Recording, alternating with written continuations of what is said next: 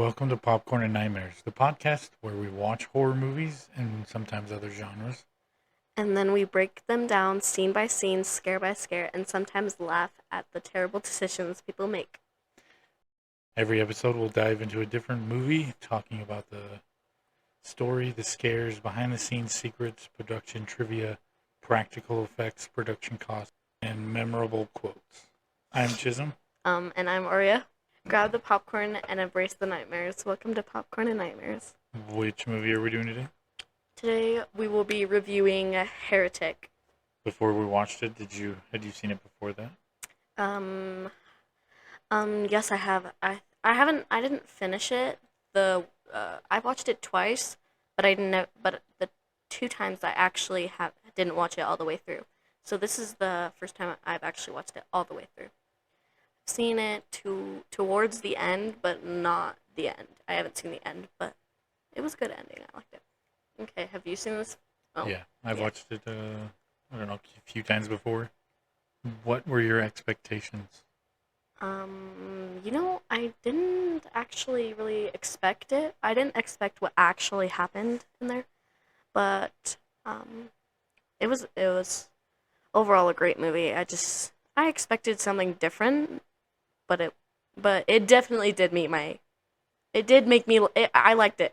That's all. I guess. I don't know. I was gonna say it lived up to expectations, but those weren't really my expectations. But yeah. No, it was a really good film. I enjoyed it. Mhm. I don't know, did it live up to the hype? Was there any hype around it? Actually, when I first watched it, nobody I knew, nobody, haven't seen any videos about it, nobody talking about it until now. My two best friends, I think, have watched it already. Well, they just started watching it, but yeah. Um, I guess it lived up to the hype that I thought it was gonna be, but no, other than that, I didn't really hear about it, so I don't really know what the hype was. I just watched it, I guess. You guys were watching it, so I just watched it with you guys. It was good. When I first seen the trailer or preview, I wanted to see it. It intrigued me. What's your initial reaction? I actually loved it. It was a Yeah, really good movie. I thought it was really. I thought they did a really good job with this one. Yeah. All right, well, let's jump into. We'll get a little bit of the plot of what the film was about. So, Heretic follows two young Mormon missionaries, Sister Barnes and Sister Paxton, who spend their days going door to door trying to share their faith. One rainy evening, they arrive at the home of Mr. Reed, a seemingly friendly and intelligent man who appears interested in learning more about their religion. At first, Reed seems like the perfect person for missionaries to meet. He is polite, curious, and welcoming. He invites them inside, explaining that his wife is baking a blueberry pie in the kitchen. The missionaries hesitate, but enter after he assures them they are safe. Once inside, Reed begins having a deep conversation with them about religion, belief, and faith. What starts as a friendly discussion slowly becomes uncomfortable as Reed begins challenging their beliefs. He questions why people follow certain religions, how religions evolve, and whether faith is based on truth or simply tradition. The sisters decide it is time to leave, but they discover that the front door is locked. Reed reveals that they are actually not free to go. The friendly conversation was a trap, even though it wasn't that big of a sentence. Sorry.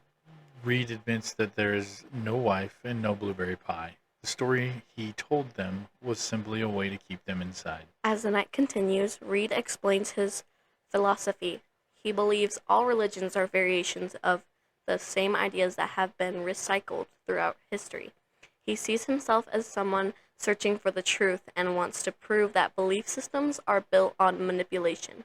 However, it becomes clear that his real goal is not debate. He wants control over women, over the women. Sorry. My God.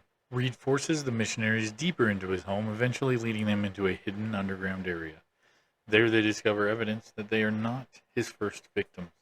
Reed has created a twisted experiment where he tests people's faith and tries to break their understanding of reality. Throughout the night, Sister Barnes and Sister Paxton attempt to outsmart him while Reed continues his psychological games. He uses fear, philosophy, and deception to manipulate them. trying to convince them that their beliefs are meaningless. Oh my god, I don't know what's wrong. Reed eventually presents what appears to be a miracle, claiming he can prove his theories about religion and reality. However, the sisters begin to realize that Reed's search for the truth is actually a mask for his obsession with power and superiority. Sorry. Sister Barnes fights back against him but is killed, leaving Sister Paxton alone to face Reed. In the final confrontation, Paxton refuses to accept Reed's worldview. She realizes that Reed does not actually care about the truth. He only cares about proving he is smarter than everyone else and controlling people. Paxton manages to fight back and kills Reed, escaping the house. The movie ends with Paxton outside, traumatized but alive. She notices a butterfly, which connects back to one of Reed's earlier philosophical discussions about reality and perception. The butterfly leaves the audience questioning whether it represents a miracle, a sign from Barnes, or a simple reminder that people choose what they believe. The ending intentionally leaves the meaning open. So I looked up what the inspiration behind the creation and why the filmmakers made it. So Heretic was not based on any true stories. It came from a combination of the filmmakers' personal experiences, questions about faith and death, and their fascination with the uncomfortable conversation people usually avoid. The movie was written and directed by Scott, Beck, and Bryan Woods, the same filmmaking duo behind A Quiet Place. Instead of creating a horror movie about a monster, they wanted to create one where the monster was a person's ideas, intelligence, and need for control. Wrong. Bryan Woods lost his father to cancer, which caused him and Beck to start thinking deeply about questions like, what happens after we die? Why do people believe what they believe? Where does faith come from? And can certainty become dangerous? These questions became the foundation of Heretic. The filmmakers explained that they had spent decades discussing big questions together, and Heretic became a way to explore those conversations through horror. The real life experience that inspired the opening. One of the coolest stories behind the movie came from something that happened to Beck and Woods years later. While location scouting in Iowa for another film, they knocked on the door of an older couple's home, looking for permission to film there. The couple invited them inside, offered them tea, and seemed extremely friendly. But the conversation continued. The filmmakers realized the couple had some unusual beliefs about the world ending. The situation was not dangerous, but it created a strange feeling. We walked into the stranger's house and suddenly realized we had no idea who these people really were. That feeling that feeling of being welcomed into someone's home while slowly realizing something is off became a major emotional inspiration for Mr. Reed's home. So why did they make the main characters Mormon missionaries? Beck and Woods wanted characters who represented people who were genuinely committed to their beliefs. They chose Mormon missionaries because they often go door to door meeting strangers. They regularly have conversations about faith. They are young people placed in unfamiliar situations. Their kindness and openness can be used against them. The filmmakers spent time researching missionary culture and spoke with people familiar with LDS experiences to make the characters feel authentic rather than stereotypical. The movie's biggest inspirations were the filmmakers drew inspiration from movies and stories that explore debates about belief and truth. They specifically mentioned films like Inherit the Wind, 1960, a courtroom drama about science, religion, and conflicting worldviews. Contact, 1997, a science fiction film about faith, science, and humanity's search for answers. They wanted to combine those types of philosophical conversations with the suspense of a horror movie. So where did Mr. Reed come from? Mr. Reed wasn't based on one specific person. The filmmakers pulled inspiration from different types of real-world manipulators, including cult leaders, people who use intelligence as a weapon, and people who believe they are the only person who understands the truth. They referenced figures such as cult leaders when discussing the mindset behind Reed's character. The scary thing about Reed is that he does not see himself as evil. He believes he is educating people, exposing lies, and helping others see the truth. That makes him more dangerous. Why Hugh Grant? The casting of Hugh Grant was one of the movie's smartest decisions. The filmmakers wanted someone audiences would naturally trust. For decades, Grant was known as charming, funny, romantic, likable. They flipped that image. The audience walks into a movie thinking, this is Hugh Grant. He can't be that bad. And the movie uses that expectation against them. Grant also approached Reed as a character study, researching topics like cult leaders, religion, and serial killers to understand the character. There's one thing I also wanted to say. Did you know that it actually took 4 months to convince him to actually accept the role? Did they? The filmmakers intentionally wanted to create a contained thriller instead of a monster, huge action scenes, or expensive effects. Monsters, huge action scenes, and expensive effects. They focused on dialogue, psychology, performance, and tension. Mm-hmm. You're not done. Sorry. The house becomes a physical representation of Reed's mind, organized, intelligent, controlled, increasingly terrifying. What is Heretic really about? On the surface, two missionaries visit the wrong house and become trapped by a dangerous man. But underneath, the movie is about faith versus control. Reed claims he is searching for the truth, but the movie questions whether his real motivation is truth or power, knowledge versus wisdom. Reed is highly educated, but his intelligence does not make him moral. Belief versus certainty. The movie suggests that anyone who believes they have all the answers can become dangerous.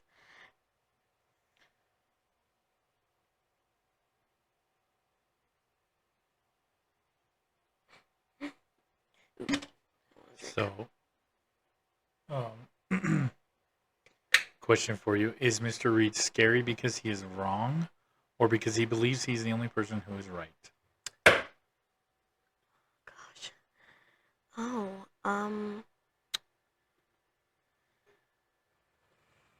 I don't really know.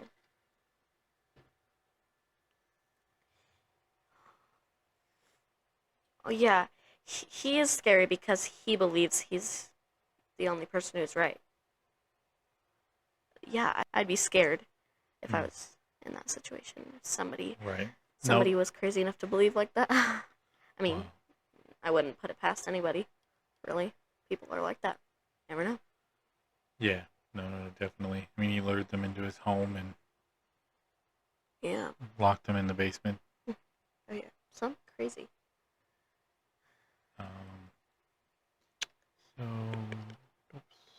All right. So the movie was released on November 8th, 2024. The directors, like we said, were Scott Beck and Bryan Woods. It was also written by Scott Beck and Bryan Woods. It was starring Hugh Grant Sophie Thatcher, and Jeanette Volturno. and Chloe East. I'll have to edit that out. Yeah, probably. Oh yeah, Topher Grace was Elder Kennedy. Oh yeah. It was the production companies were Beck Woods, Shiny Penny Productions, and Catchlight Studios. Distributed by A24. Budget. I have the estimated budget. Yeah. No, say the budget. The budget was $10 million. Did you not get the budget? The box office, they made $60 million. Runtime was 111 minutes. I was trying to figure out what that was in hours. So some of the production stories for this film. So you kind of said this before. Yeah. But Hugh Grant wasn't the filmmaker's obvious first choice. One of the casting of Hugh Grant as sinister Mr. Reed. The directors wanted someone audiences would immediately trust. Grant's decades-long reputation as the charming romantic lead made him perfect because viewers naturally left their guard down before realizing how dangerous his character is. Do you think that the movie would have worked well if someone like William Dafoe would have played Reed? No. He's the guy that plays the Green Goblin in Spider-Man. Oh, no. Does that help you? No, probably not. But yeah, I think he did a great job. I think he made it feel very creepy, very uncomfortable, like you were saying. Yeah, I think that wouldn't work as good as if they have chose somebody else other than him. I think it works because he's well known as he's usually in rom-coms and stuff, so having somebody that you wouldn't normally see in this type of evil way really threw everybody on it. Mhm. Oh yeah, and since they said that he was always so friendly and all that stuff, he just made it seem, since people, of course, liked him and thought he was good like that, they probably wouldn't expect him to be such a crazy character. But yeah, what do you think? I don't know if you already said, but I can't remember. I don't know.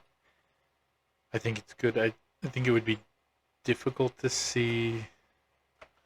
I mean, William Dafoe played a very great evil character as the Green Goblin, so it makes sense that he could, play a part like this. But I don't necessarily see that him being in this movie would have made it any better or anything like that.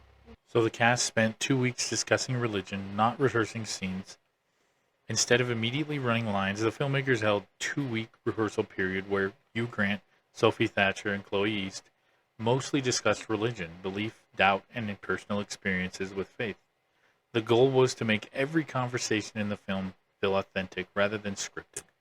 They researched Mormon missionaries extensively. Beck and Woods wanted the two missionaries to feel like real people, not stereotypes.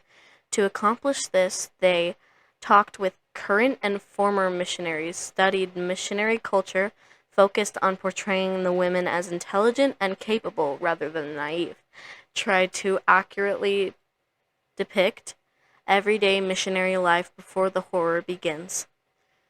The two lead actresses brought personal experience. Ironically, the filmmakers intentionally cast actresses with Mormon backgrounds.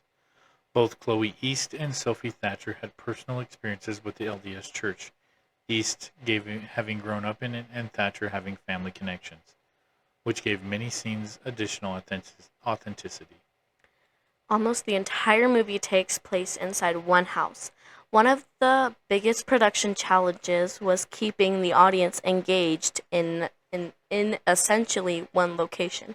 The filmmakers had to create suspense through camera movement, lighting, production design, dialogue, and sound design.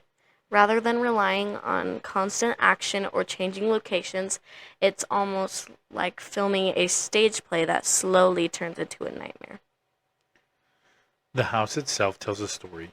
The production designer, Philip Messina, filled Mr. Reed's home with subtle visual clues. Even the wallpaper, furniture, and room layouts were designed to make viewers feel slightly uncomfortable without immediately understanding why. The house gradually transforms from cozy to claustrophobic as the story unfolds. Dialogue became the movie's action. Unlike most horror films that rely on chase scenes or monsters, Heretic creates tension through conversation. Beck and Woods, who previously helped write A Quiet Place, famous for its lack of dialogue, joked that this film became the opposite experiment, almost entirely driven by talking. They wanted audiences arguing after the credits. The filmmakers intentionally avoided giving definitive answers about faith or the ending. Rather than telling viewers what to believe, they wanted audiences leaving the theater debating, was Reed right about anything? Did faith save the characters? What actually happened in the ending? Ambiguity was a deliberate creative choice. The script was built on extensive philosophical research. The screenplay was based on random internet debates. The writers researched comparative religion, philosophy, cult psychology, and atheism.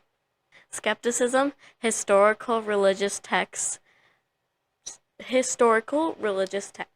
They even included a bibliography in the screenplay, acknowledging many of the books that informed Mr. Reed's arguments. So at what point did you stop trusting Mr. Reed? Ooh. I'd say that I kind of stopped trusting him. I didn't really stop trusting him. Wasn't so sure if I should. If that makes sense. Yeah. He actually made me feel uncomfortable. And during, I think it was just when they were sitting down, and he was like, he just barely left the room, or he was coming back into the room. When he set down the stuff with the cokes and the candle, I was like, why would he be lighting a candle right now? So, and it was blue, so I was like, wait, isn't his wife cooking like blueberry pie or something? Which I was right, because the candle was actually blueberry pie scented. So yeah, just during that part, I was kind of just didn't really feel like he was too good of a guy. You know? No, If that makes sense. Gosh. Oh yeah, I think those are all good points. Yeah. I think that's a good point. Like I said, the candle was a really good point when he mistakenly heard the wrong disease that what's her name's dad died from. They said Lou Gehrig's disease, and he heard something else. It's pretty strange. Yeah. Yeah. But sorry, go ahead. I was just gonna say that I was like, why else would he be lighting a candle when his wife is cooking blueberry pie in the next room? So like, but yeah, and sorry, I didn't mean to cut you off. No, you're fine. I was just gonna say the lights turning off. That was strange. Yeah, that was weird. And I was also like, why isn't his wife talking or anything? Just silence. Yeah. You'd think she would come out and say hello or something. Why is she? I feel like she would be the one who would bring out like the cokes or something. Possibly, just to be like, yes. oh hey guys, like let me set these down for you, you know. But like no. And if the girls were supposed to be, she was supposed to be in the room. She was just not there. They seem to stay a little bit too long for that aspect of it. Mm-hmm. Which room in the house made you most uncomfortable? The hallway? Cause like, what is that like a statue in the hallway? Like, who has that in the end of their hallway? I'd be horrified if I like saw that. But yeah, that was very creepy. hallway is very creepy. I mean, he clearly doesn't turn on lights too well. I don't even think it really has many good lights, anyways. But yeah, it seemed like an older home, so it probably had. Yeah, really scary hallway. I wouldn't go in there. The hallway was, but. And the front doorway. Why does it just lock like that? Like, did he do that, or was it just like that? Yeah, he set that up that way. Okay. I mean, as you see, I didn't know. When he opens up the light switch, he can unlock the door. Mm. So he could have unlocked it. He obviously was just telling them he couldn't. Yeah. Just to keep them in there. Yep. But they, let's see, where was I at? Sorry. Oh yeah, which room for me? It was probably, I don't know, I feel like the dungeon, or whatever you want to call it, below. Yeah, the basement, I guess. Yeah, that was really creepy and weird. I don't know. Yeah. And then I don't know what was worse, when she went down even below, underneath that, and then walked through all those little rooms. Yeah, that was why. That was insane. All the cult and crazy religious stuff that was all over those rooms. Was pretty Gosh, intense. I bet there's even cults just like that. Yes. I bet if he didn't die, he'd probably start a cult one way or another Yeah. before he died. Is Heretic more of a psychological thriller than a horror movie? Yeah, I would definitely say it's psychological because he really he really goes in with his conversation, his emotions, and all that other things. The way he just plays it, it makes it definitely change something in their mind. Like after that, I definitely would not be doing that ever again. I would never. I don't think I'd be one of those missionaries again. I wouldn't do that. I'd be like, oh my god, that just messed me up so bad. I don't even want to do it anymore. But yeah. There would be some PTSD, some Yeah. trauma. No, I think I it's. mean, she was also traumatized, so I wouldn't want to do it at Yeah. all either. I do believe it's more of a psychological thriller. Yeah, definitely not just a horror movie. So, But yeah. let's look at was there any problems on set? Hugh Grant's preparation slowed pre-production, in a good way though. Rather than it causing problems on set, Hugh Grant came to the directors with pages of questions about Mr. Reed's psychology, philosophy, and every historical reference in the script. The director said that they exchanged the lengthy essays back and forth before filming began. Because so much of the work happened beforehand, filming itself went much more smoothly. So, do you think it would be better? So, would you rather have an actor who asks hundreds of questions about before filming, or one who just shows up and trusts the director? I definitely would like actors who would ask hundreds of questions before filming because then they can really understand and just play the part perfectly when they start asking more questions because if they start filming and just shows up and trust the director, then they wouldn't. Sometimes you can't explain certain things, like a smell you can't explain, and so the way the director's thinking could be like they couldn't explain everything that they wanted. They just tried to explain all of it, and when they asked all the questions, it made them understand the things that they probably couldn't explain more. So yeah, I'd rather have that. Sorry, it's long. What do you think? No, I feel like it would be better because I feel like if you ask questions or at least seem intrigued or curious about what's going on, it'll give you a better understanding, and you could definitely do research, and That's one way to sum it up. you could do things. You can actually become the character almost, or put yourself in that position and have a little more understanding about it. Maybe even add to the story a little bit more better. Like for instance, we were talking about the characters, Sophie Thatcher and Chloe East. They both Chloe they said that she grew up in the LDS church, so they gave her a lot of insight into it. So she had a lot of into it. I think Sophie did too. Yeah, it said her family. She had family members involved. So, I mean, being a part of that gave them a lot of insight into the religion and what goes on and how it is and everything like that. Oh yeah, since they had experiences with that, it was just way easier to play the part. Yep. The biggest challenge was filming conversations that stayed suspenseful. Nearly half the movie consists of 3 people talking inside one house. The filmmakers said their biggest concern wasn't special effects or action. It was making audiences feel like they couldn't look away during long theological conversations. That meant constantly changing camera angles, lighting, blocking, pacing, Hugh Grant's performance to keep the tension building. They had to balance religion carefully. Because the story centers on Mormon missionaries and religious belief, the filmmakers spent months researching to avoid portraying the faith inaccurately or disrespectfully.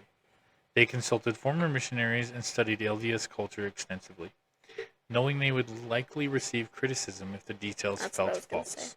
I was going to say that they were probably going to get a lot of hate if they did something disrespectfully, Because I know an artist that made a song that sounded like that it was trying to be disrespectful, and then everybody just started hating and hating.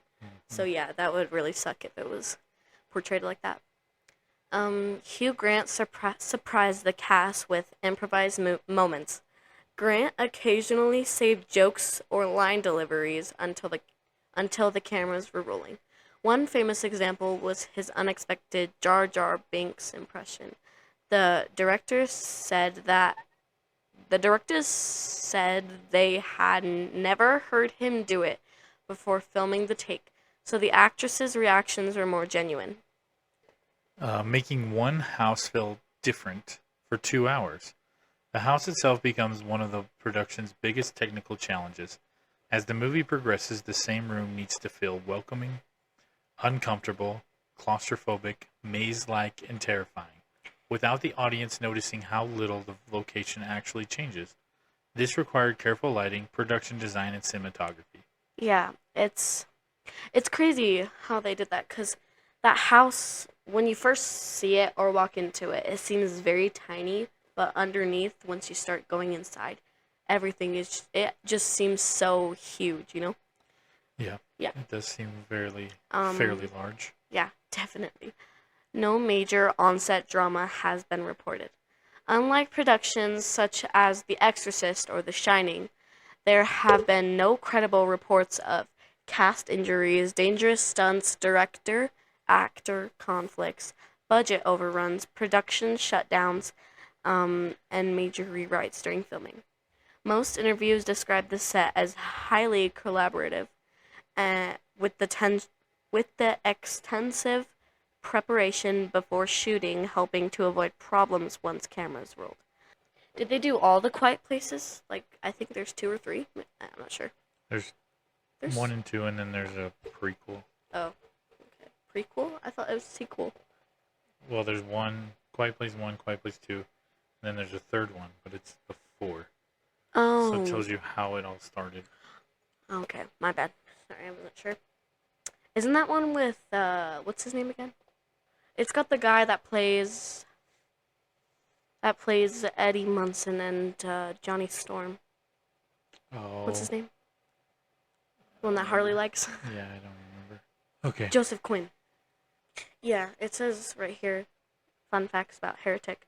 Both Sophie Thatcher and Chloe East grew up in Mormon faith. Their real-life experiences help make their missionary characters feel more authentic. We'll walk through the story from the beginning to the end. We'll discuss the opening scene, the major plot points, best scares, twists, and the ending. So if you haven't seen the movie, I guess maybe go watch it. Yeah. So Heretic. Go pause it and watch it. Yeah. So Heretic is a horror movie where the monster isn't a creature, it's an idea.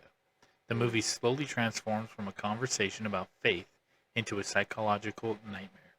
The filmmakers intentionally make the audience question what is real, what is manipulation, and whether belief itself can become a weapon. So the opening scene before the horror begins. The movie opens by introducing Sister Barnes, played by Sophie Thatcher, and Sister Paxton, played by Chloe East.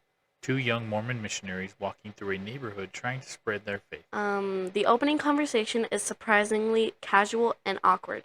They discuss things like religion, temptation, human behavior, uncomfortable topics people normally avoid. This immediately establishes their personalities. Sister Barnes as confident, logical, experienced, more skeptical and realistic. Sister Paxton, optimistic, friendly, eager to believe the best in people, and eager to believe the best in people. The movie then shows them dealing with everyday missionary experiences, including being mocked by teenagers. It quietly establishes that these women are already entering situations where people underestimate them. The movie wants you to see them as vulnerable, not because they're foolish, but because they're kind. So once they arrive at Mr. Reed's house during a rainy evening, they knock on the door of Mr. Reed, played by Hugh Grant. At first, he seems like the perfect person they hope to meet. He is polite, intelligent, curious, interested in religion. He tells them his wife is inside making a blueberry pie. This is the first major warning sign. The audience immediately thinks, nobody in a horror movie says, my wife is in the other room, unless something is wrong. But because Hugh Grant is playing him, the scene feels safe. That's the genius of the casting. The first big tension, the religious debate. Inside the house, Reed doesn't attack them. Instead, he talks and talks and talks. At first, it feels like an interesting philosophical discussion. He challenges them with questions. What makes one religion true? Why do people believe what they believe? Are religions built from earlier ideas? Can faith survive being questioned? Here's the scary part, is that Reed isn't screaming or threatening. He's calm, he's kind, he's friendly, he's almost charming. That makes him even more dangerous. So once the door is revealed that they are trapped, eventually the sisters decide they should leave. But the door won't open. Reed explains that the lock is controlled by a mechanism. Now the entire situation changes. They aren't guests anymore, they're prisoners. This is the moment the movie shifts from interesting conversation to something is very wrong here. The blueberry pie lie, the biggest early twist, there is no wife, there is no pie. The entire friendly introduction was a manipulation. Reed created a fake sense of safety to get them inside. The movie reveals that his greatest weapon is not violence, it's trust.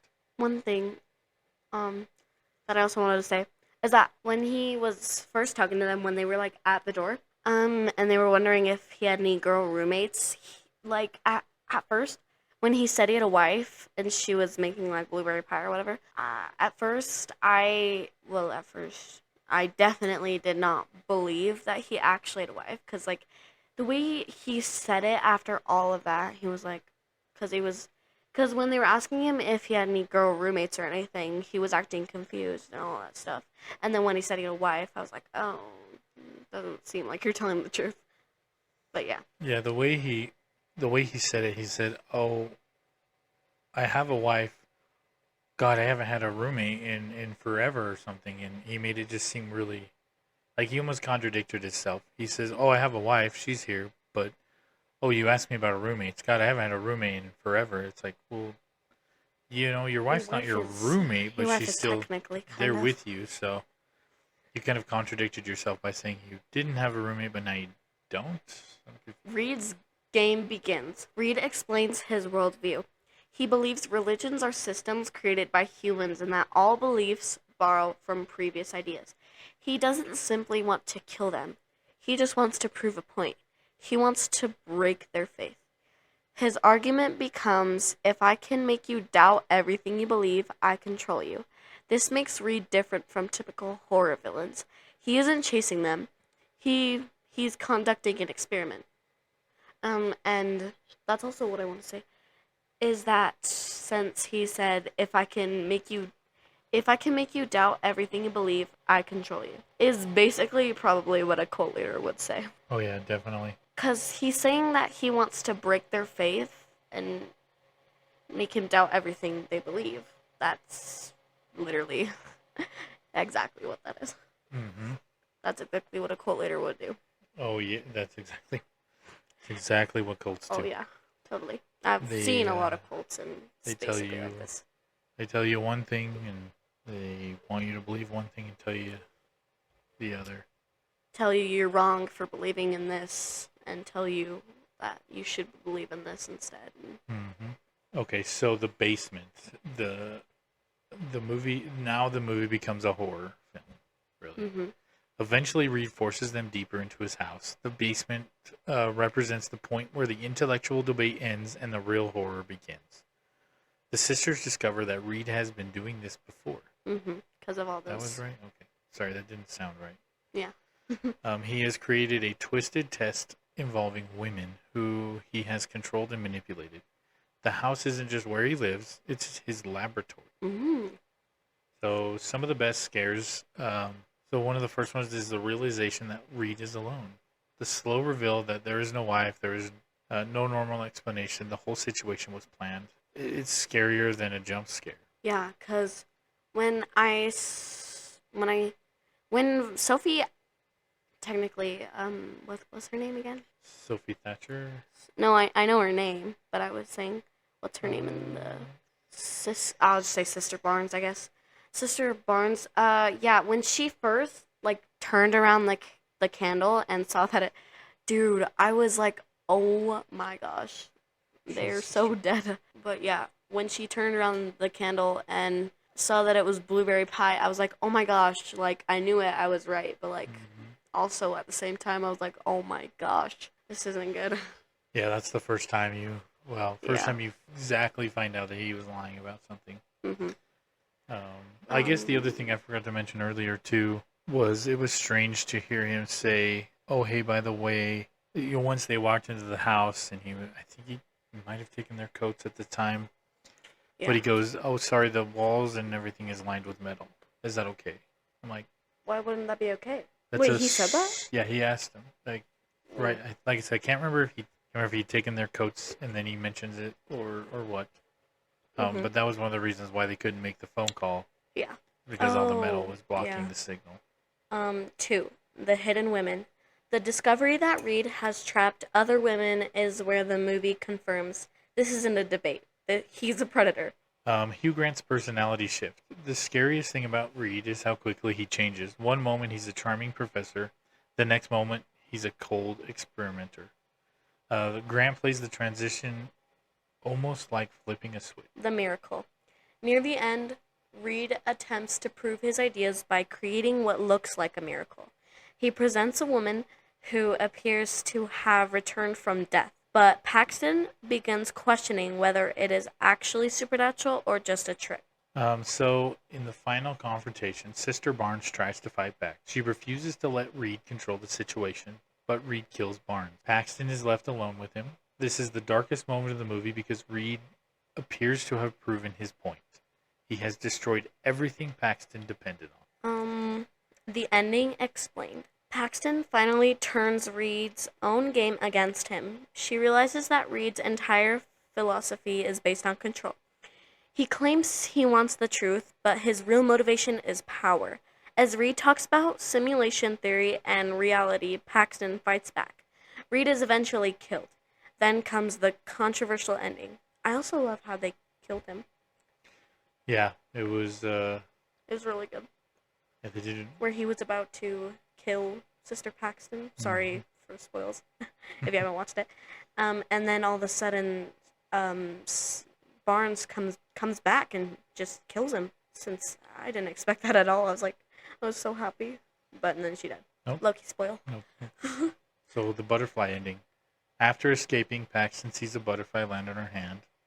Earlier, Reed discusses a famous philosophical idea involving a butterfly dream, questioning whether reality is what we think it is. The butterfly seems to suggest an interpretation of one. So the first interpretation, a miracle happened. Barnes' spirit is communicating with Paxton. Faith wins. The interpretation 2 is symbolic. Paxton is finding peace and carrying Barnes' memory. And the third interpretation is reality itself is uncertain. The movie is asking, what do you choose to believe?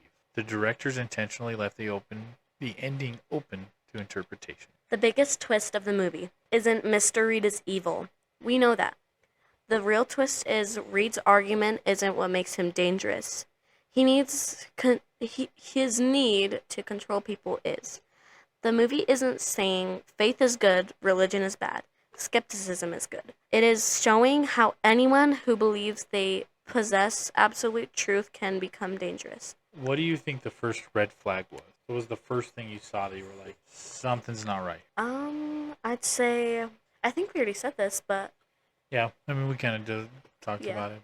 Like you talked about the blueberry pie, the blueberry candle. The blueberry candle. And then when he actually pulled out a blueberry pie was insane. I was like, wait, what? But yeah. If he had a wife, he probably killed her. So who was your favorite character? Sophie Thatcher. Sister Barnes. We love Sophie Thatcher. She did a great job. I did like the girl that played Sister Paxton. I think she did a great job. Oh yeah. Honestly.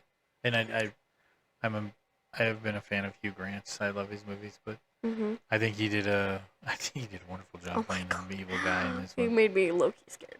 Yeah, he did really good. I thought I just love Sophie Thatcher. I love her. She's a great actress. I love her as an actress. She's a great actress, like in Yellow Jackets and Companion and probably a lot of other movies. I really loved her in Yellow Jackets, though. She really played the part good as Natalie. and as companion. I don't know what her name was. I forgot it, but she played it really well. She It was definitely really played good. a robot really well. She's just a great actress. She does a great job. I mean, all the actors were great, but I'd Oh say she's yes. my favorite. Even the little bit of Topher Grace that we see is he does a pretty good. I don't really know him. He was in His name quite a sounds few movies. familiar. I He's in will not Spider-Man. lie. Who is he? Maybe that's where I know him from. He was in the Andrew Garfield. Sorry, Adam. Andrew Garfield's Yeah. version of Spider-Man. He was Venom. What's his name? Eddie. Yeah, Eddie. That's his name. Yes. Oh, how did I know that? Can you believe I knew that? So who's your least favorite? I think everybody did great. I just have to say the teenagers, because all the characters, all the main characters were really great. I couldn't say my least favorite one. I couldn't say the lead actresses are my favorites. No. Definitely not. No, I agree. It's hard to.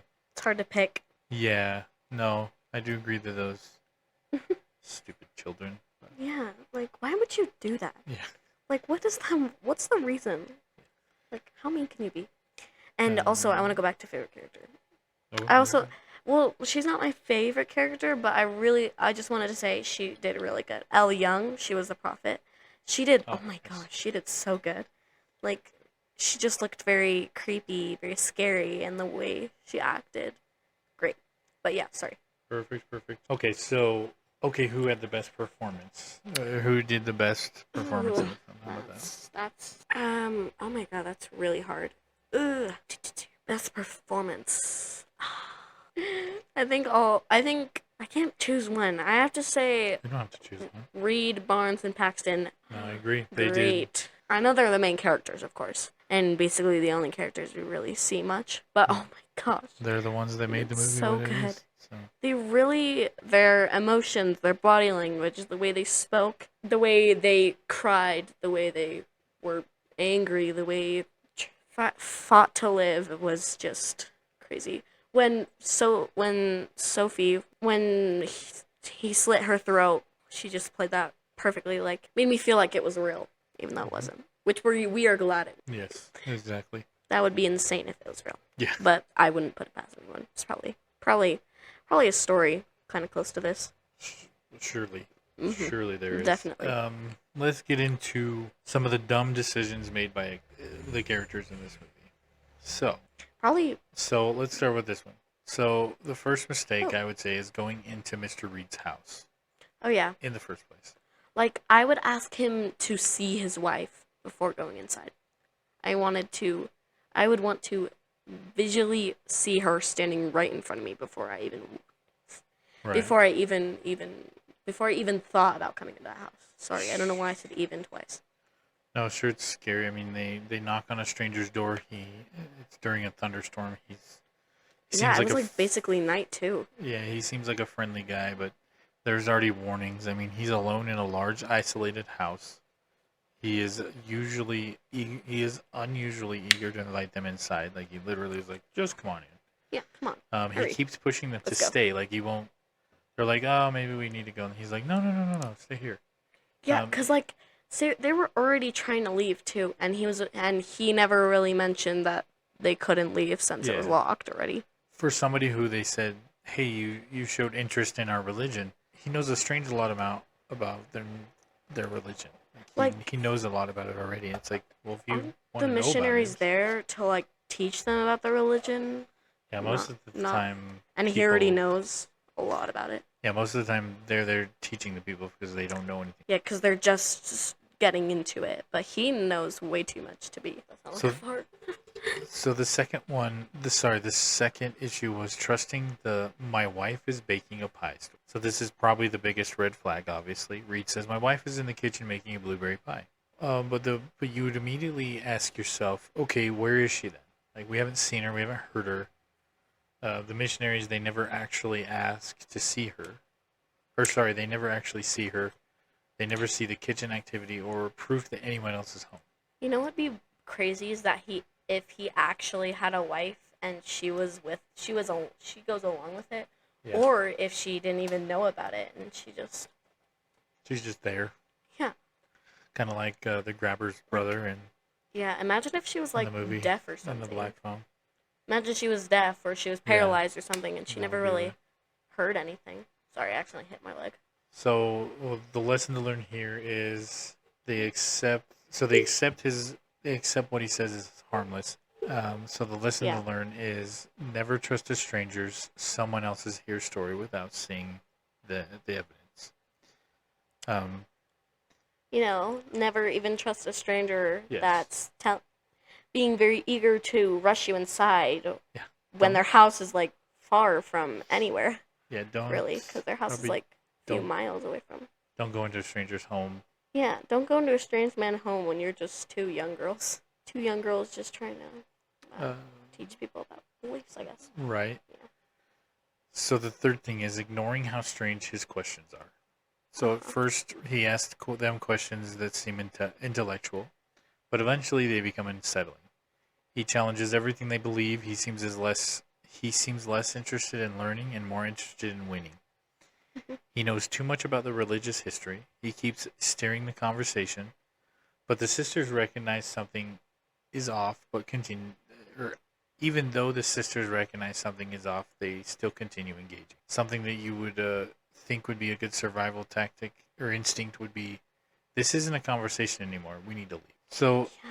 after they discover the door is locked, they still stay. Once they realize they cannot leave, the situation changes completely, obviously. Like, it's crazy how there's a locked door, no phone access, and Yeah. strange house, and strange man who won't let you see his wife, Right. but says he does have a wife. Like, I would already be, like, out of the house. Like, I'd break down that door. I I would know it's probably I would be really breaking hard, the but windows or something. yeah. I'd be like, get out of here. Get I me don't out of here. even care how tiny the window is. I'd try. I will be getting through. Yeah. Like, you will catch me running, like, 80 miles per hour down the street trying to get away. Yeah, what they should have done is to find an exit, which they kind of look at it, but then they assume that they can get through it. But I would Yeah, still have but tried. they didn't even I feel like try. I Like, don't know. I just watch it again, but I feel like there was a bigger window by the front door, but maybe I'm wrong. I feel like they could have broke the window. yeah. I mean, he definitely would have known that they broke the window because he could have heard it. Oh, But you obviously. could, like, what would he do? Yeah. It's not like he could pull you out. He's just an old man. And then another one is letting him control the conversation. So his biggest weapon is not the house; it's the attention. He's constantly keeps them talking and distracting them. Yeah, he keeps them distracted all the Yeah, time. every time they try to leave, he introduces a new idea, another argument, another question, another philosophical challenge. So they get Yeah. trapped mentally because which they get trapped mentally, which eventually makes them physically trapped. Or sorry, the sixth thing was splitting up. So a classic horror mistake. Once the danger becomes obvious, stay together. It's the safest option. Oh, instead, the situation forced them apart. The movie uses this to increase the tension, but viewers will recognize it as a classic. Never split up in a horror movie. I mean, exploring the basement. The basement is probably the biggest don't go down there moments. They already know Reed lied. He's already told them that. They are trapped. They know that. And something is obviously wrong. But then they go deeper into his house. So immediately you think to yourself, nope, basement equals death. Don't go down there. Yeah, I would never go into a strange man's basement when. Especially a dark, Yeah, and it was really dark too, Dark, and creepy. creepy, wet. The way And- he was speaking too, the way he was like talking to them, just Well, the other thing I wanted to ask the whole time after because like I said, I've watched it a few times, but it's still something that really just confuses me. So I think they underestimate him because he's not physically intimidating. So this is his biggest advantage. He doesn't look like a traditional villain. He's an older man. He's polite. He's calm. He's intelligent. He's funny. So the sisters underestimate him because he doesn't act threatening. yeah. And that actually goes back to like all the cult leaders, because usually they act very sweet, very polite, very kind, and then once they actually get you to like be in their cult, I guess, Let your guard down. then they just let their true colors out and they start. It's just crazy. Okay, so here we go. So I looked up if there was any other casting for this film. Was anybody else thought of to play the different characters, or did anybody audition for certain, other than the characters that, or other than the actors that played the characters that are in the. So the first one is Mr. Reed is Hugh Grant. I am really glad that they chose the actors to be who they were, because they played the parts very well. I'm glad they were chosen, because I'm moving in the mic a lot during this, and you probably hear it. I do occasionally. Yeah, I don't, So, but you probably do. So let's go over some of the strengths of this movie. So what worked? There's a lot of things that looked like it worked in the movie, but So the act. ooh, I would say the acting is 5 out of 5. Yeah, Acting is very good. The acting is easily the strongest part of Heretic. Mm-hmm. They played it very well. Hugh Grant did completely transforms his usual charming persona into something unsettling. Yeah. So it's not. So the scariest moments are not when he gets angry. They are when he stays calm. Sophie Thatcher as Sister Barnes. Sophie Thatcher brings a lot of strength to this movie. Her character questions Reed's arguments, thinks strategically, tries to protect Paxton, refuses to let Reed control her, and she just gives the movie a strong emotional center. So Chloe East is Sister Paxton. East provides the opposite energy. She is optimistic, kind, more trusting, and emotionally driven. Her journey throughout the movie is watching someone who begins innocent and uncertain become. So her journey throughout the movie is watching someone who begins innocent and uncertain become stronger under pressure. The contrast between Barnes and Paxton makes their relationship work. Oh, you want me to say it? If you want. The atmosphere. I definitely would probably give it 5 out of 5, like it says. But the atmosphere is one of the movie's biggest successes. The filmmakers take a simple location, a house, and make it feel threatening. Things that create the atmosphere is the rain outside, dim lighting, empty rooms, and the long hallways. And the strange decorations and uncomfortable silence. At first, Reed's home feels warm and safe. Slowly, it becomes a prison, a maze, and a psychological trap. So the tension in the movie. This is where Heretic really separates itself from other horror movies. This movie creates fear without relying on jump scares. Mm-hmm. The tension comes from the conversation. Every question that Reed asks it feels like a trap. So there's an imbalance in power. The sisters think they are having a discussion, but Reed knows he is in control. So the audience is constantly thinking, when is this going to turn? Yeah. The movie stretches the suspense until it becomes uncomfortable. Soundtrack and sound design. Where'd it go? Oh. The movie uses sound in a very controlled way. Instead of overwhelming the audience with music, it often lets the moments breathe. And what works is quiet conversations feel more intense. Small noises become important. Silence creates discomfort, and the house sounds alive. The lack of traditional horror music makes the scenes feel more realistic. That's also what I like about it, because they can make the small, tiny noises or giant noises, and there's no music or really. There's no sound effects or anything, so that's why I also like it. No, because it just makes, because if you're in real life, you wouldn't hear any horror music or anything like that. So it just makes it come together perfectly.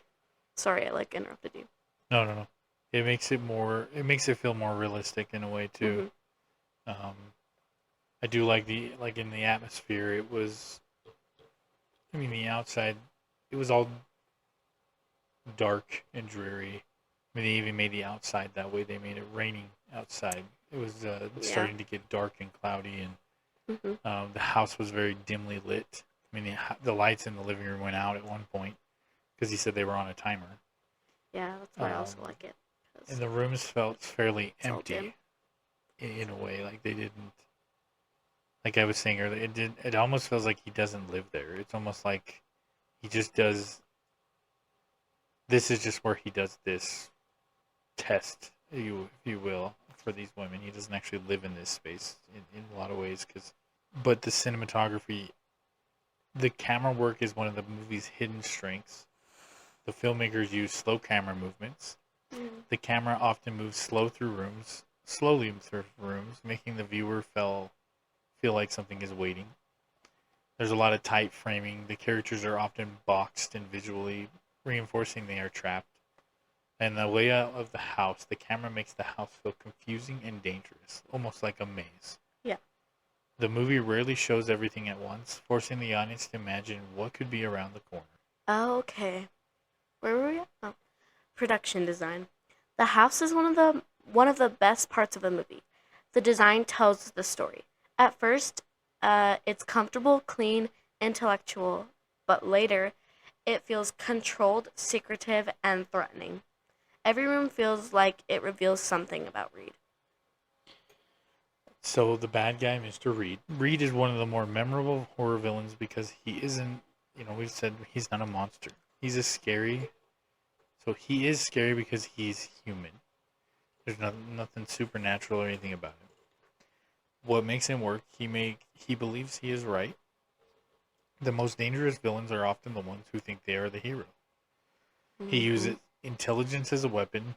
He doesn't chase people. He manipulates them. He is unpredictable. You never know if he is about to tell a joke, make a philosophical argument, or become violent. Hugh Grant makes Reed terrifying because he never loses control. Practical effects. Heretic is not a heavy effects movie, but the practical work is effective. The movie focuses more on realism, makeup, set details, atmosphere, and rather flashy effects. The horror movie comes from what the characters experience, not what the audience sees. So in the writing and the story, some of the biggest successes of Heretic is that it makes conversation feel like a horror sequence. The script works because it asks interesting questions. Why do people believe what they believe? Can certainty become dangerous? Is intelligence without empathy dangerous? And can someone be wrong while believing they are right? The movie trusts the audience to think. What? Did you have anything? Oh, sorry. No, it's fine. Sorry, what were you saying? No, I said, what did you have? Oh, on my thing? I was just looking at this because one of my facts says that Sophie was a singer. I didn't even know she made music. Cool. It's crazy. So do you want me to say some of the stuff I had, I guess? Sure, go through some of it if you'd like. I had a few facts about the main three is Sophie Thatcher, Chloe Easton, Hugh Grant. So I have Sophie Thatcher is an actress and singer from Chicago. She was born on October 18th, 2000, and she's best known for playing young Natalie in Yellow Jackets. A lot of people started noticing her because of that role. Before she got really famous because she was in the movie Prospect with Pedro Pascal. She's also been in The Boogeyman, Heretic Companion, and The Book of Boba Fett. I think that's how you say it. Since she's been in a bunch of scary movies, some people even call her a modern scream queen. Besides acting, Sophie really loves music. She sings, she writes her own songs, and she plays the piano. She actually got into music before acting became her main career. She also has an identical twin sister named Ellie, and her family is really creative. Her brother is a writer, and her older sister is a filmmaker. One cool thing about Sophie is that she started acting when she was really little and did a lot of musical theater before she even started getting TV and movie roles. Chloe East is a actress from California who was born on May 16th, 2001. She started dancing when she was only 2 years old and won a lot of dance competitions before she got into acting. She also started modeling when she was 9 years old. A lot of people know her from playing Sister Paxton in Heretic, but she's also been in The Fablemans, whatever that is. I don't know if I said that right. I think I did. Mhm. Generation, Liv and Maddie, and Jessica Darling's It List. She started acting when she was a kid and has been in TV shows and movies ever since. Before she became known for bigger movie roles, Chloe appeared in True Blood. She also played Monica in what? I say, who was she in True Blood? I don't know. Trying to remember. She also played Monica in Steven Spielberg's The Fablemans, which is what I said, which was nominated for several Academy Awards. One interesting fact about Chloe is that she spent years training as a dancer and originally thought she would become a professional dancer instead of an actress. She also enjoys making creative videos and sharing her interests online. Hugh Grant is an English actor who was born on April 9th, 1960, in London, England. He's best known for starring in romantic comedies like Notting Hill, Love Actually, Four Weddings and a Funeral, and Bridget Jones' Diary. He's known for playing funny, awkward, and charming characters. Before becoming a famous actor, Hugh studied English literature at the University of Oxford. He didn't originally plan on becoming an actor, but after appearing in a few films, his career quickly took off. Even though he's mostly known for romantic comedies, Hugh has also played more serious and creepy characters. In Heretic, he played Mr. Reed, which was very different from the kinds of roles he usually plays and shows how versatile he is as an actor. One interesting fact about Hugh Grant is that he has won a Golden Globe at the... I'm not even going to try to say that. I'm just going to spell it. BAFTA award. BAFTA. Sorry, I'm not going to say that. It's BAFTA. Oh, yeah. Award of his acting. For his acting, sorry. He has also worked in movies and TV for over 40 years and is one of the most recognizable British actors today. Let me see if I have any more. Unless you want to say something. I Oh, didn't know she was in. do you have anything else? Yes, I do, but go ahead. Do you have the estimated budget? Yes. Oh, sorry. Do you want to wait for that? Yeah, it's down there. Okay. I didn't know Chloe East was in Roommates. Roommates? Yeah. What is that? It's a show on Netflix with Adam Sandler's daughter. Yes, I watched that with you guys. She was the friend, her friend. I didn't realize that. Wait, she was like the other roommate? Yeah, she looks way different in that movie. That's her? Yeah, she looks Oh my way gosh. different Wait, in the what? Dang, I'm surprised it didn't show that on here. No, it shows on here. Yeah. Okay. You got the budget in the box office, but I did also get the box office was 10 million, which you said, and the domesticated box office, US and Canada, was 27 million, and the international box office was 32 million, and worldwide box office was 60 million. That's all I wanted to say. That's all I have, really. Did you do the Rotten Tomatoes? I have it right here. Did you have it? Yes, I do have it, actually. Go ahead. Okay. For the Rotten Tomatoes, they got a score of 89 based on 295 critic reviews. Sorry, I decided to leave the end instead of just saying the percentage because I thought it was No. a little better, I guess. I don't know. I just wanted to quickly go over a few things that didn't really work. I guess, like, while it has a lot going for it, there are some areas where people think that the movie felt short. I kind of wish it was a little longer, but it was really good, though. Well, that and why did he need to bring them inside? Yeah. One of the biggest questions is... I mean, how else was he going to kidnap them, basically? Well, and also, why did he choose the missionaries? Yeah, because why? Why didn't you just choose somebody who doesn't really know what they believe in yet?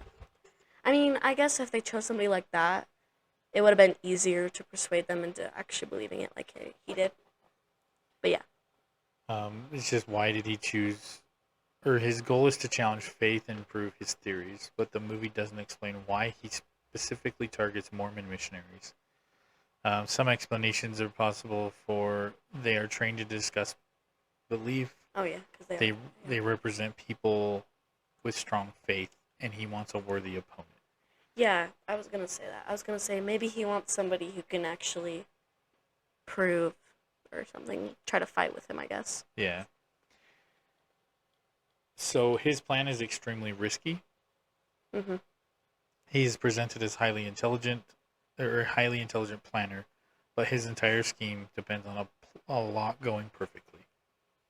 Yeah. So some questions that are asked are, what if the missionaries refused to enter?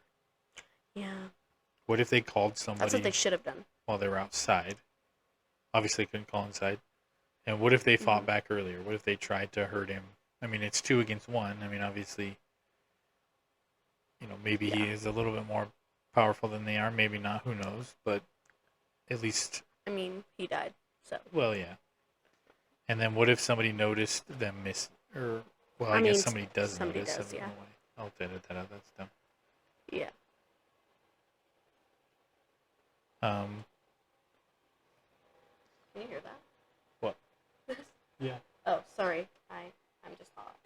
No. That's good. Sorry. The pacing. So the first half of the movie is very dialogue heavy. Oh yeah, definitely. This is intentional, but not.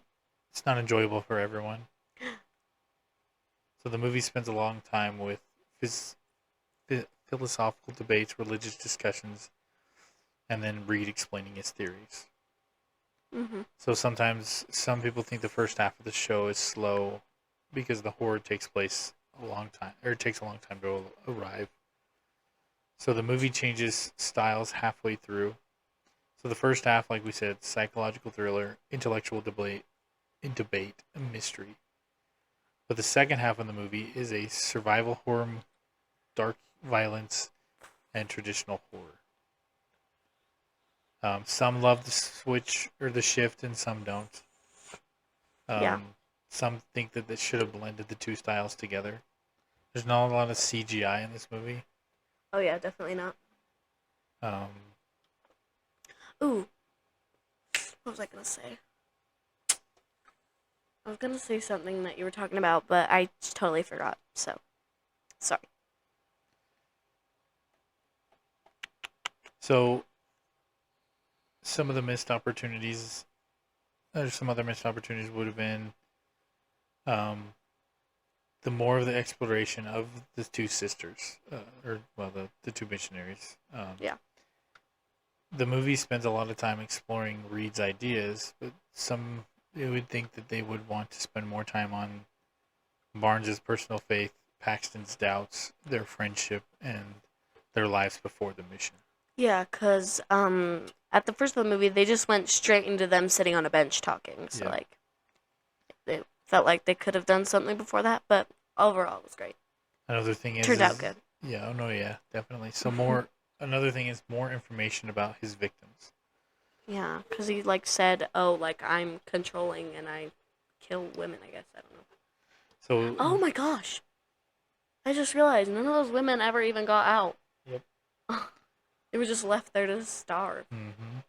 And I don't even think he fed them. I think he just made them drink water out of a freaking dog bowl. Yeah, he. Sorry, I don't know why I scream so loud. He barely.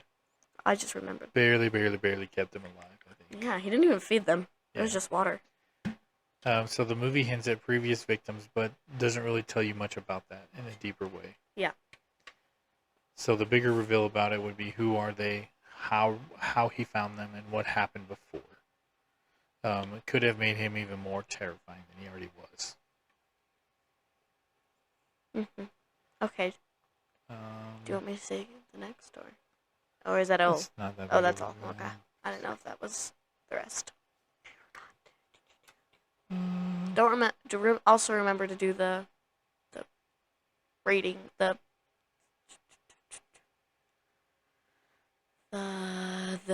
scale, the nightmare scale or whatever. Oh, yeah, it's Remember down did here. that. So I didn't know. I just wanted to remind you because I think we accidentally missed that in one of the. So Possibly. yeah, I just wanted to give you a heads up, Okay. I guess. No, perfect. Appreciate it. Let me do this. Some of the missed opportunities, some other missed opportunities would have been um, the more of the exploration of the two sisters, the two missionaries. Yeah. The movie spends a lot of time exploring Reed's ideas, but you would think that they would want to spend more time on Barnes's personal faith, Paxton's doubts, their friendship, and their lives before the mission. Yeah, because at the first of the movie, they just went straight into them sitting on a bench talking. So, Yeah. they felt like they could have done something before that, but overall, it was great. Another thing Turned out good. Yeah, oh no, yeah, definitely. So another thing is more information about his victims. Yeah, because he, said, oh, I'm controlling and I kill women, I guess. I don't know. So. Oh my gosh. I just realized none of those women ever even got out. Yep. They were just left there to starve. Mm-hmm. And I don't even think he fed them. I think he just made them drink water out of a freaking dog bowl. Yeah, Sorry, I don't know why I scream so loud. He barely. I just remembered. Barely kept them alive, I think. Yeah, he didn't even feed them. Yeah. It was just water. So the movie hints at previous victims, but doesn't really tell you much about that in a deeper way. Yeah. So the bigger reveal about it would be who are they, how he found them, and what happened before. It could have made him even more terrifying than he already was. So here's some questions. What scene would give you nightmares? That's hard. I guess. Okay. Really quick. So I would say the first is realizing that you're locked in a stranger's home. Oh yeah, definitely that. And part of my job that I do for work, I have to go to people's homes and look at things and. You do? Uh-huh. Oh, I would never. A lot of times I don't have to go inside because my work that I do is just on the outside. We have other crews that do the work on the inside, but yeah. A lot of times people want me to look inside to see hey, what I want. Yeah, but you never really know unless they might just. Right, and they hey, I want it over here. So they're like, well, you just look in with me, and I'm like, yeah, sure. So I go in there, and there are very few occasions where we go in basements or something. I'm like, this is I wouldn't want to do that. This is like the opening of a horror movie here. It's crazy how, since you do these podcasts and watch these horror movies, and you just get so paranoid. It does happen. You do think a lot. Yeah. That's I mean, I love horror movies in general, but the main thing about the stuff that actually, because horror movies will affect you, because you've seen these people, they see horror movies and they just act out that horror movie. Like Dexter, there was a few killers who were basically trying to copy the movie, I guess. But the horror movies will affect you because once you watch them and you see the red flags that happen in the movie and you actually see them in real life, but when you're working, or for example, how you said, you could just get so paranoid and be like, oh, I don't want to do that. That could happen. But yeah. Well, there was recently a story about, I believe, I can't remember if it was it was a delivery driver for some company. Oh no, I think I know what you're talking about. I believe he was murdering women. Yeah. And I mean that was, again, I don't want to be disrespectful to the people who lost their lives, but I mean that's a pretty good idea for a movie right there if you're thinking about it. There's this guy who goes around, like you said, Dexter. I mean, Dexter was about a guy who went around and he was a serial killer, but he, instead of just killing random people that he didn't know, he would kill criminals because he worked at. He did? I never really actually watched Dexter. Yeah, I've never seen it. Dexter, he was a crime scene analyst. Wait, he killed criminals? Yeah, so if Well, that's a good thing, isn't it? Because that's, well, it depends. yeah, I mean, I don't know the right answer there because obviously, if the criminals are bad people, they're doing bad things, killing people, stealing, Putting hurting an end to others. it. He's basically putting an end to it. Right. So, I mean, I might get hate for that. I guess other people might not agree with that statement. I guess everybody's has their own opinions on that. Yeah. So, but yeah, no, there's like you were saying it was a good point that Oh, so he's like that one woman who, like, was going around killing a bunch of random criminals because her sister died or something from. She um, killed like She killed a bunch of criminals that did the exact same thing to other people. That because that's how her sister died. So she like. sure. But yeah, Another, that would suck anyways. But. all right. But. Do Yeah. you think that you could survive this movie? Could you do what Sister Paxton did? You know, I don't know if I would survive it, but I will try my best to fight to live because Yeah, I wouldn't just want to die so. I would have. I wouldn't want to Definitely, die like that. Because. I would have definitely fought a lot harder, and Mm-hmm. I would have either died trying or Died trying. Yeah, died trying. I would definitely want to die trying. because I would. Other than just giving up. I wouldn't want Yeah, to do that. I would have either started fighting him or trying to get out or something. At least neutralize him in some way that I could figure out how to get out of there. Yeah, I would. And anyways, I would definitely try to fit through that window. So. Yeah, I would, like I said, I would have. I feel like there was a window next to the front door. I would have definitely broke it and just tried Yeah, to get wasn't out. there like a big window? I I swear swear there there was. was. I'd have to watch it over to see, but I swear there was a window there. I swear there was a window and there was just curtains or something. It was Yeah. just I was like, why are you looking at that tiny window Yeah. when there's like a window right there? Like Yeah, I right. swear there was, but I'm not sure. I swear there was a window right next to that light switch. I thought so. Maybe I'm wrong. I think there was. Um, if you were in this movie, or if this was the situation you were in, which character would you want with you? Would you rather have Sister Barnes, Sister Paxton? Sister Paxton because she's the one who survived. Yeah. Well, then you might end up like Sister Ooh, Barnes. you're right. So. I might want Sister Barnes because she's the one who died. So and then it would give me an advance. I mean that would suck, of course, but Well, like, obviously, you don't. and Want... she's the one who killed Reed too. Sure. Is that his Yeah, name? sure. Yeah, Reed. Mr. Reed. Okay. Yeah, Mr. Reed. Sorry, I couldn't. Which character would you get? Sorry, which character would get you killed? So do you think Sister Paxton, because she's the one who survived. So then I would probably be the one who died, like you were saying. Fairly? So probably, she'd probably, since she was the one who survived, she'd probably get me killed. Sure. Like she wouldn't get me killed because she wasn't smart. Because she clearly got out, so she was smart enough to get out. But like she would get. I mean, she figured out his plan or what Yeah. his whole entire gimmick was of what he wanted to do. So Yeah. She was smart, very smart for that aspect of it. Yes. So if you, or I guess how do you ask that? So what would you do differently if you could change something? What would you do, or how would you? Definitely wouldn't go in the basement. Yeah, You wouldn't catch me down there. You wouldn't even catch me even touching one of the steps. I wouldn't even. I wouldn't. I don't. Yeah, especially Like- seeing that it goes low, like goes down. Like if you could just see it go straight, Yeah. If it went straight, it would just be a different room, If but it not was- going down. like, I wouldn't go down because then if you go in the basement, there's no way of getting out. But if you go straight across, then there could be windows or something where you could. Yeah, you could find a window or something, You could, some way. You could.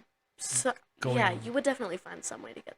Going down there's a less likely Chance that you would ever get out. Exactly. There's no way to get out.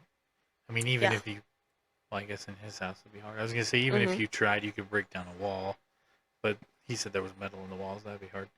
Anyway, but yeah, I would change. Yeah, I would change not going in the basement. But one thing that I would change is that I would definitely try to get through that window, so it'd probably Yeah. be over in like 5 seconds. But Yeah, we would have tried But a yeah. little bit. if it was little bit more real, things. but if it was a movie, then I wouldn't try to get out that window because then it would have made it way shorter. Sure. So they were smart. They were smart. Well, they weren't smart for not going through the window, but it made the movie longer, which was better for us. Not for No, them. that makes sense. So here we go. Let's break down the production cost. This The is estimated budget. Yep. So unlike big studio horror movies that spend tens of millions on CGI and action sequences, Heretic kept costs controlled by using mostly one location, relying on dialogue and suspense, and limiting special effects, focusing money on talent and production design. So the estimated budget we said was $10 million. So here's the breakdown. The cast and talent was between 2 to 3 million. The biggest expense was likely the actors. Obviously, Hugh Grant, a well-known name. A large portion of the talent budget likely went towards Hugh Grant, who was the film's biggest name. His casting was important because people trust him, his reputation, and he helped sell the movie. Sophie Thatcher and Chloe East. The film also invested in its two lead actors because the entire movie depends on their performance. So, unlike many horror films, there's no expensive celebrity ensembles. There was only which helped keep the budget. three down. main people and a supporting actor. Cost, sorry. So yeah, it helped keep the cost down. Location and production design. You don't. Sorry, you can repeat that here. Sorry, you don't have to read all of it if you don't want to. Okay. We don't have to do all of it. I kind of want it. Can I? That's fine. Okay. Location and production design. I got 1.4 million. That's 1.5 to 2 million. The majority of the movie takes place inside Mr. Reed's home.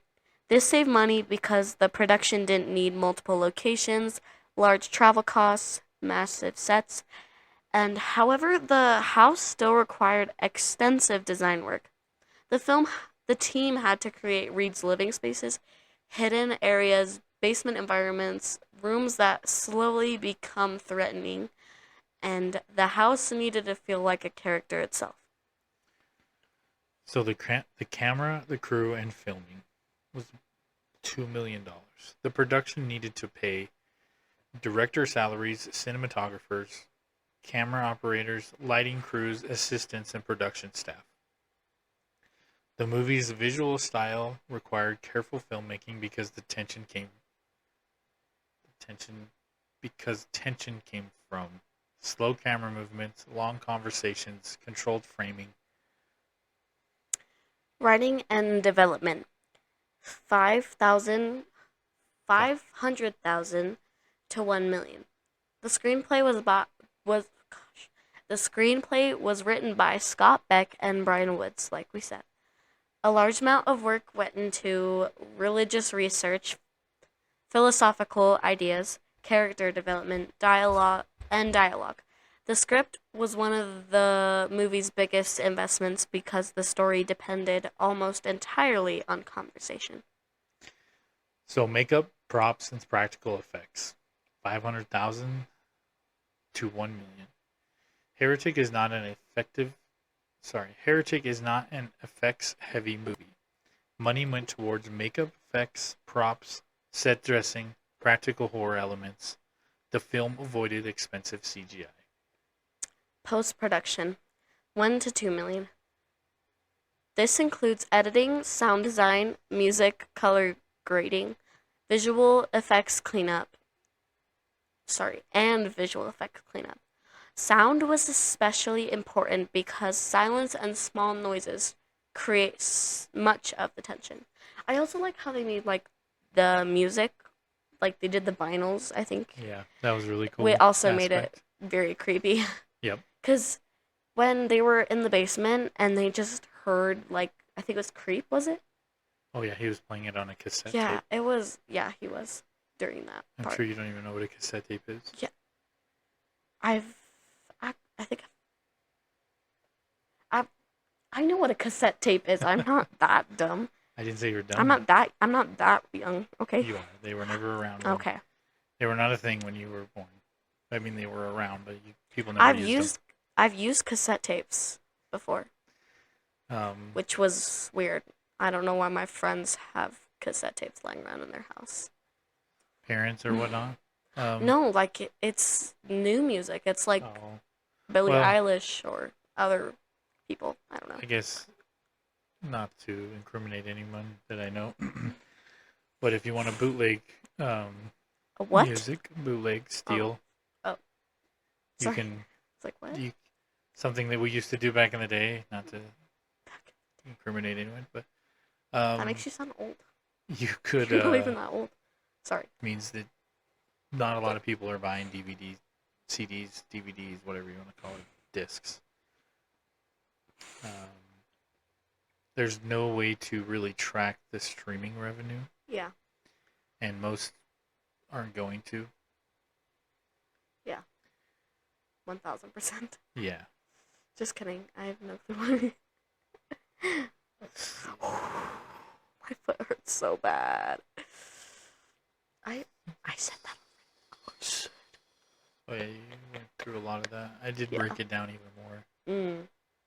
So Yeah, I just said it because I didn't want to take too much time, so I just went. well, this breaks it down by opening weekend. Yeah. It had 10 million. It was in 3,200 theaters. Dang.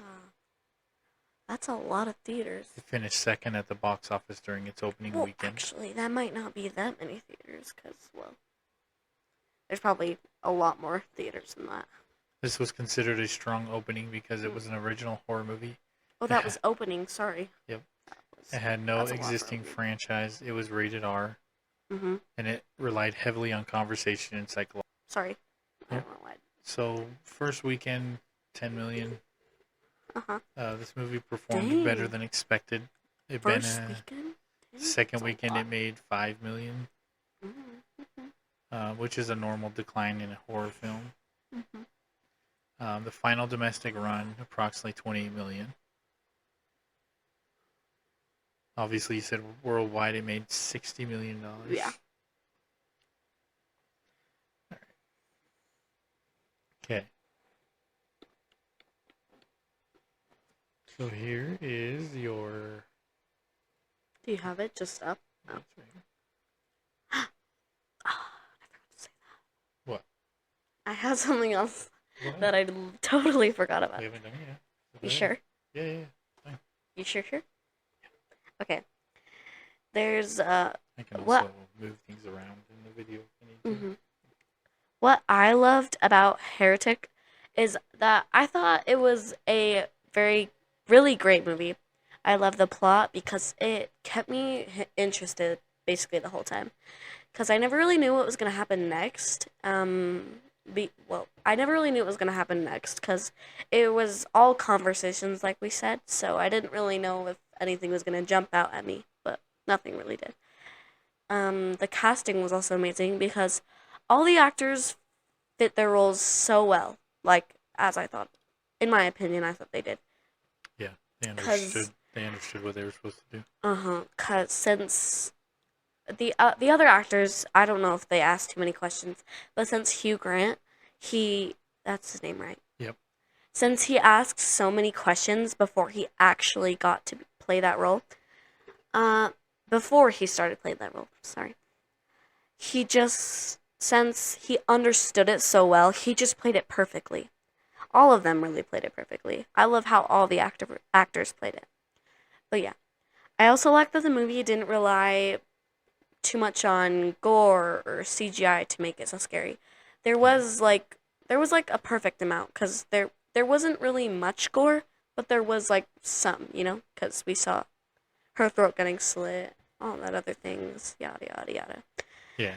And I think it just made the movie even better because it focused more on the suspense and tension of the story instead of just trying to shock people, I guess, or jump scare anybody.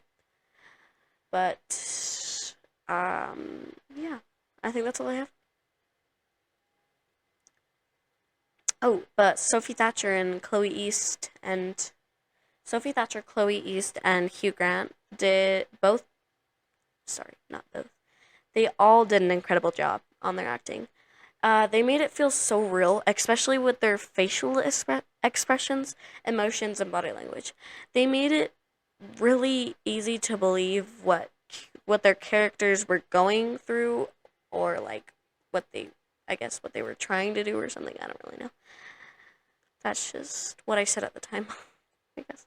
Perfect. But yeah, overall, I thought everyone did an amazing job, and it's definitely one of my favorite horror movies because of how well everything came together.